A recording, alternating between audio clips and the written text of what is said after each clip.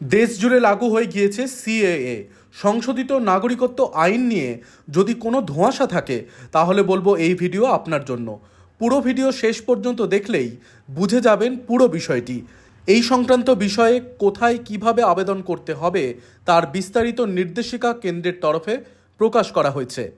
আবেদন কিভাবে করতে হবে, আবেদনপত্র কোথায় মিলবে, কোনো সরকারি আধিকারিকের সঙ্গে দেখা করতে হবে কি না, কিভাবে নাগরিকত্বের শংসাপত্র পাওয়া যাবে সে ব্যাপারেও বিস্তারিত জানানো হয়েছে। কিভাবে আবেদন সংশোধিত নাগরিকত্ব আইনে 1950 সালের নাগরিকত্ব আইনের 6(b) ধারায় অনলাইনে আবেদন করা যাবে। আবেদনপত্র পাওয়া যাবে ইন্ডিয়া সিটিজেনশিপ অনলাইন .nic.in-এ। এছাড়াও সিএএ 2019 নামের মোবাইল অ্যাপেও এই আবেদনপত্র পাওয়া যাবে। যাদের প্রয়োজন রয়েছে ওই অ্যাপের মাধ্যমে মোবাইল ফোন থেকেও আবেদন করতে পারা যাবে। আপনার মোবাইল থেকেই এই আবেদনের গোটা প্রক্রিয়া হয়ে যাবে। কাদের নাগরিকত্ব আইনে আবেদন করতে হবে?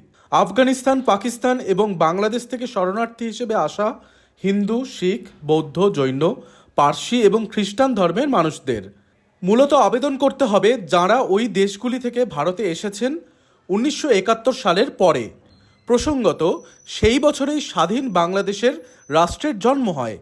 সেই সময় থেকে 2014 সালের 31 ডিসেম্বর পর্যন্ত যারা ভারতে এসেছেন তারাই সিএএর মাধ্যমে নাগরিকত্ব পাবেন।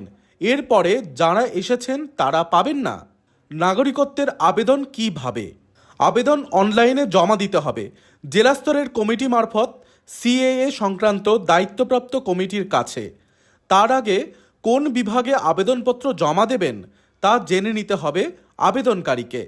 এ ব্যাপারে ওই ওয়েবসাইট অথবা মোবাইল অ্যাপে গেলেই তাকে গাইড করা হবে। ফর্মেও নানা ভাগ রয়েছে, কাকে কোন বিভাগের জন্য কত নাম্বার ফর্ম তুলতে হবে তা লেখা থাকবে সেখানেই। কত টাকা লাগবে? ফর্ম পূরণ করে এবং তাতে উল্লিখিত সমস্ত নথিপত্র দিয়ে অনলাইনে জমা দেওয়ার আগেই অনলাইনে 50 টাকা মূল্য দিতে হবে আবেদনকারীকে। এরপরেই তিনি প্রবেশ করবেন আবেদনপত্র জমা দেওয়ার পর্বে।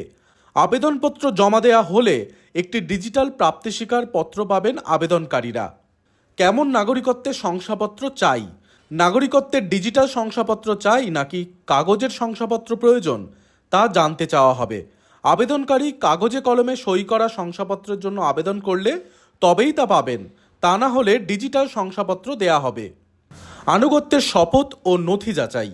যাচাই সম্পন্ন হলে আবেদনকারীকে ভারতের নাগরিকত্ব দিয়ে আনুগত্যের শপথ গ্রহণ করাবেন ভারপ্রাপ্ত আধিকারিক।